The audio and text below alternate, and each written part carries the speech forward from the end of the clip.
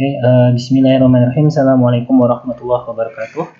Alhamdulillah wassalatu wassalamu ala rasulillah wa ala alihi wa man walah. Nah, pada kesempatan kali ini kita akan belajar tentang bagaimana orang berinteraksi satu sama yang lain dan dalam dunia ekonomi ya.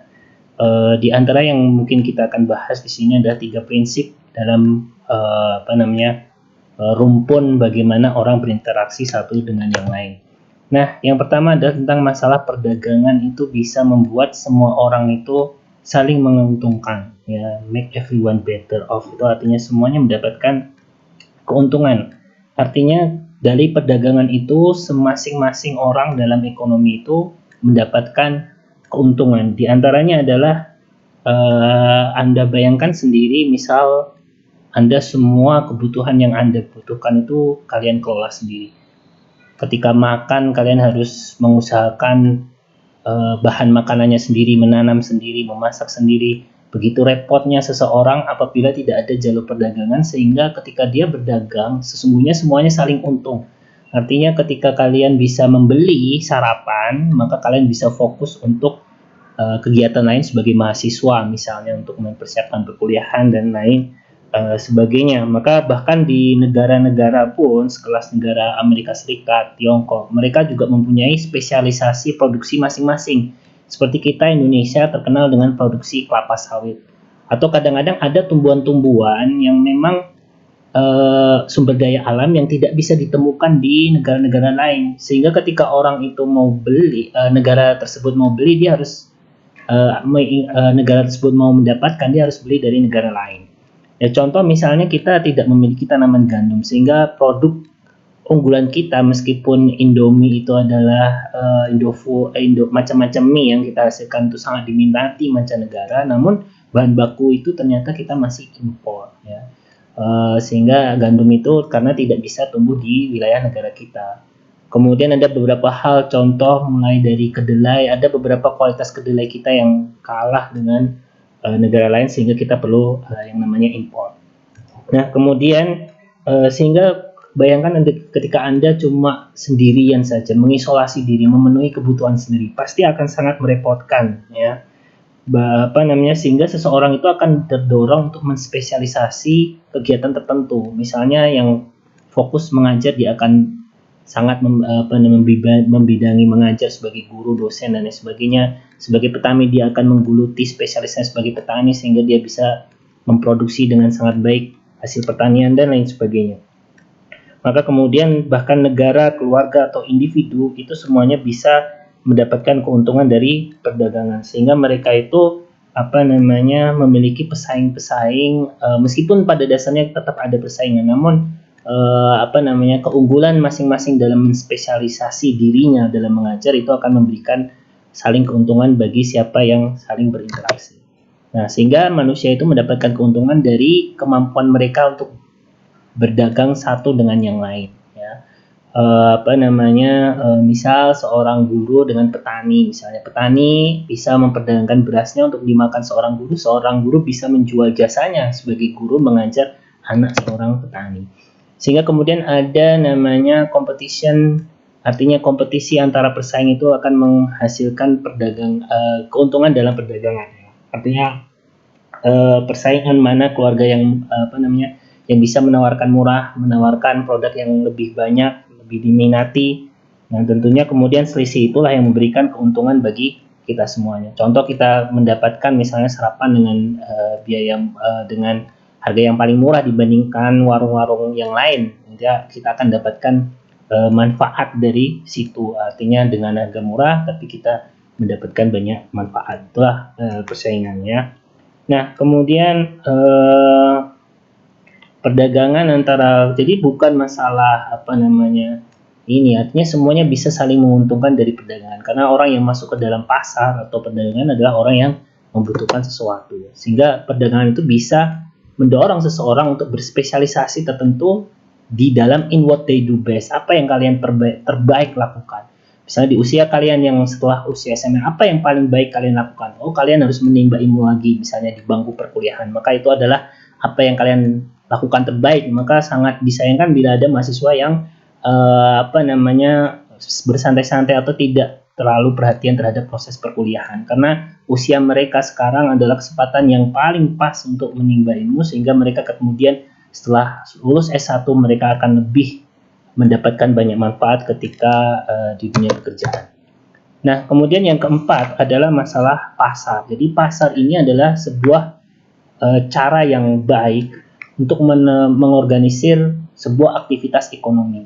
Jadi ketika kita itu tidak terjun ke pasar, kita tidak tahu apakah benar harga kita ini adalah harga yang pas dan ketemu tidak dengan orang yang membutuhkan barang kita. Maka saat ini pasar-pasar sudah berubah dari pasar yang fisik, sekarang banyak berbentuk pasar digital. Tetapi masuk ke pasar itu adalah salah satu cara yang paling bagus untuk mengorganisir sebuah kegiatan perekonomian. Ya, jadi namanya perekonomian pasar. Jadi sehingga di sana ada individu-individu baik pembeli ya ataupun penjual yang sebagai selaku produsen atau pembeli sebagai konsumen. Dan nanti ada sebuah diagram yang bisa kita bahas, artinya diagram alir antara produksi sampai konsumsi. Nanti akan didetailkan di pelajaran selanjutnya ya. Nah, maka di dalam ini kita ketahui ada yang namanya sebuah pasar adalah suatu ekonomi yang mengalokasikan. Jadi suatu tempat, kalau mungkin dalam penjelasan sering kita dengar dalam bahasan kita di ekonomi adalah pasar adalah tempat bertemunya pedagang dan pembeli. Tapi sebenarnya bukan hanya bertemu, kita harus tahu fungsinya. Fungsinya adalah bagaimana sumber daya, ya, artinya orang yang menjual kemudian bertemu dengan orang yang membutuhkan sumber daya tersebut, artinya ada penjual dan ada yang pembeli. Maksud saya ada perpindahan dari sumber daya orang yang ingin menjual sumber daya tersebut kemudian ketemu dengan orang yang membutuhkannya, yang melalui sebuah desentralisasi decision, artinya semuanya terdesentralisasi, artinya tidak terpusat. Jadi ketika saya memutuskan untuk terjun ke pasar menjual sesuatu, tapi tidak akan bisa kemudian otomatis pasti terjual, harus dibutuhkan ada seseorang yang datang ke pasar kemudian mau membeli barang tersebut ya, yang terdiri dari many firms and household. Jadi banyak perusahaan penjual ya dan juga rumah tangga sebagaimana mereka berinteraksi dalam pasar untuk barang-barang dan juga jasa-jasa. Kalau household, kalau konsumen atau rumah tangga memutuskan dia itu beli ya, beli apa dari apa barang yang ada di pasar. Tapi jangan lupa, sebuah rumah tangga kita konsumen, untuk beli kita harus mendapatkan sesuatu untuk beli, yaitu kita harus bekerja ya. Jadi dia bekerja untuk perusahaan, kemudian uang yang dia dapatkan dari gaji perusahaan itulah yang kemudian dipakai untuk membeli. Jadi ada sumber penghasilan, ada sumber pengeluaran. Kemudian sedangkan perusahaan atau firms itu menentukan siapa yang saya harus membuat, siapa yang harus saya pekerjakan atau siapa pekerja saya harus tentukan. Tentunya perusahaan menginginkan para pekerjanya adalah orang yang sesuai dengan kebutuhan perusahaan untuk meningkatkan produksi mereka. Kemudian selain menentukan siapa yang akan digaji, siapa yang menjadi pekerja, mereka juga menentukan apa yang diproduksi, baik barang dan jasa, sehingga bisa laku di pasaran.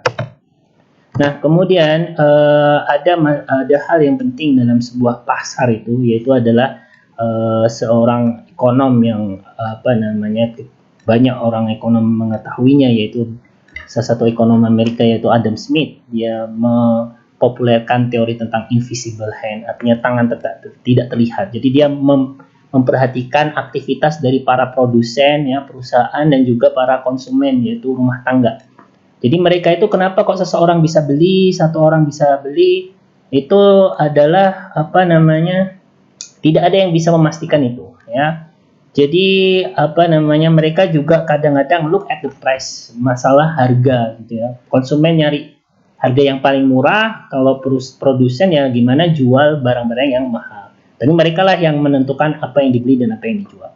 Kemudian secara kita tahu apakah pertimbangan lain, social cost ya, jadi biaya sosial lainnya yang diperhatikan dalam membeli itu unknowingly, artinya tidak tahu ya. Kadang-kadang macam-macam ya. Jadi kadang-kadang orang ke pasar, oh baik ya, petani pergi ke pasar ya, kita tidak bisa tentukan hal tersebut ya. Tentunya seorang petani ke pasar ya, dia tentunya ingin menjual barangnya, dia butuhkan uang ya. Jadi ada sebuah kalimat dalam ungkapannya Adam Smith nih yang tentunya ingin menggarisbawahi tentang invisible hand, itu adalah bukanlah kebaikan hati dari tukang jagal, misalnya dia pekerjaan tukang jagal, tukang pembuat pemakanan dan minuman, tukang membuat roti yang kita harapkan untuk menyediakan makan malam kita, bukan karena kebaikan mereka, tapi itu karena kepentingan mereka sendiri ketika masuk pasar menjual sesuatu agar mereka juga mendapatkan apa yang mereka inginkan. Dan itu semuanya tidak berlaku demikian, ya.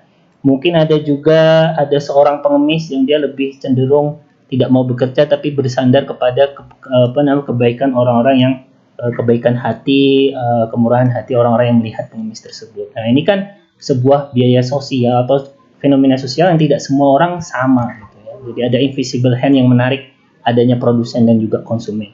Sebagai hasilnya adalah, ya, di antaranya adalah salah satu yang dia singgung, yaitu adalah harga itu bisa memandu para pengambil keputusan untuk mendapatkan apa yang mereka inginkan dan juga bisa memaksimalkan kesejahteraan dari keseluruhan masyarakat. Kemudian prinsip ketujuh sebagai terakhir, ya, yaitu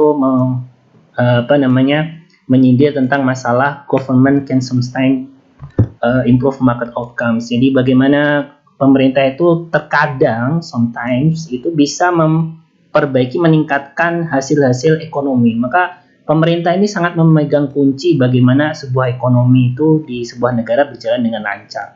Jadi ada hal-hal kunci yang dipegang oleh government, ya. Di antaranya isu-isu tentang market failure, kegagalan pasar. Kalau kalian baca nanti di modul juga ada, misalnya terjadi kegagalan pasar karena sebuah pasar itu fails to allocate resource efficiently. Jadi bagaimana pasar itu gagal dalam mengalokasikan sumber daya secara efisien, ya. Contoh misalnya, ya, ketika pemerintah tidak membangun jalan atau infrastruktur yang kurang di sebuah desa, misalnya dari satu orang ke orang lain, menjual kepada pembeli, dia harus naik gunung terlebih dahulu, ataupun itu akan membuat hasil ekonomi yang berbeda ketika pemerintah itu aktif membangun infrastruktur yang kemudian bisa memperlancar kegiatan ekonomi, sehingga hasil ekonominya pun juga akan menjadi lebih besar. Nah, itu adalah gambaran sederhananya, ya. Di antara kegagalan pasar itu di mana, ya, banyak hal-hal yang seharusnya bisa pemerintah atasi sehingga interaksi seseorang itu semakin efisien, ya. Sekarang ini contoh adalah misalnya banyak ruang-ruang yang sudah dibuka secara online itu dalam rangka mengefisiensikan sehingga transaksi ekonomi itu semakin banyak dan memenuhi kepentingan baik para pembeli dan para penjual.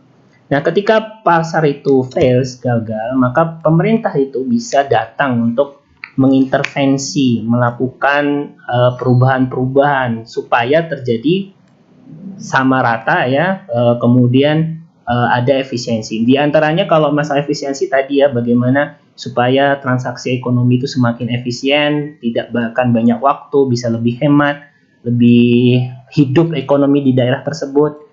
Dan juga persamarataan dalam hal ini, contoh misalnya kebijakan pajak di mana orang kaya dituntut membayar pajak lebih dibandingkan orang yang berpenghasilan kecil, ya. Walaupun kita tahu fakta bahwasanya banyak orang-orang kaya kemudian mengemplang pajak.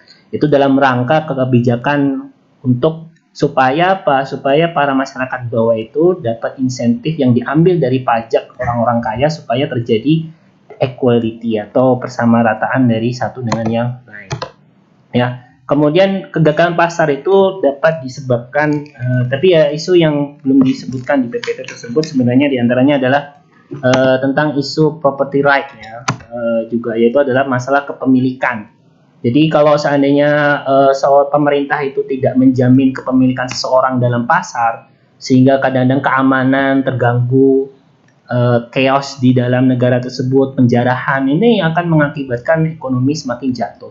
Jadi pemerintah harus hadir untuk menjamin bahwasanya orang yang beli di toko ini aman, dia akan mendapatkan keuntungan, pembeli penjual tidak ada yang dirugikan. Tetapi ketika ada perampok, kejadian kriminal di mana-mana, maka ini bisa berdampak kepada kepuasan dari para pembeli dan penjual dalam pasar tersebut.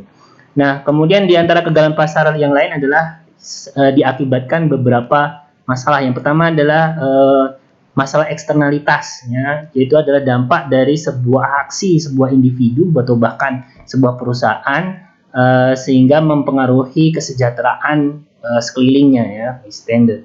Kemudian diantaranya contoh misalnya externality, contoh polusi. Kalau seandainya polusi ini dibiarkan terus, misalnya ada sebuah lingkungan pabrik, ya memang mereka kemudian mendapatkan manfaat dengan hadirnya pabrik tersebut. Tetapi yang perlu kita cermati bagaimana apabila kemudian masyarakat mengalami masalah kesehatan, sehingga uang yang mereka dapatkan dari hadirnya pabrik tersebut akan tersedot atau habis begitu saja untuk membayar biaya-biaya kesehatan akibat polusi tersebut.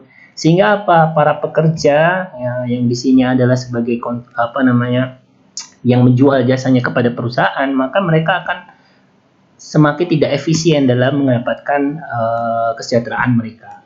Kemudian diantaranya adalah market power. Market power adalah kekuatan pasar, di mana apabila pemerintah tidak hadir, kemudian ada satu produsen single produsen ya, atau produsen yang cuma satu kemudian menguasai semua pasar, maka mereka itu bisa mempengaruhi ya, to unduly influence market. Mereka bisa semena-mena atau seenaknya mempengaruhi harga pasar ya. Jadi jangan sampai itu juga terjadi. Jadi kalau itu terjadi, maka mengatur harga pasar sehingga tidak sehat. Nah, ini yang kadang-kadang terjadi ya, terjadi monopoli di situ. Maka akibatnya ya para penikmat misalnya konsumen, dia mainkan harganya, maka mereka akan menderita. Yang paling untung adalah produsennya. Maka ini perlu diintervensi oleh pemerintah ya. Maka catatannya cukup singkat ini di materi kedua adalah perdagangan itu bisa saling beneficial, artinya bermanfaat bagi semuanya, saling menguntungkan. Kemudian pasar-pasar itu adalah sebuah cara yang terbaik dalam mengkoordinasikan cara berdagang orang, baik konsumen dan produsen. Dan pemerintah itu secara potensial memiliki kemampuan untuk menghadirkan ekonomi yang semakin lebih baik ya. Kalau seandainya terjadi kegagalan pasar atau seandainya hasil-hasil ekonomi itu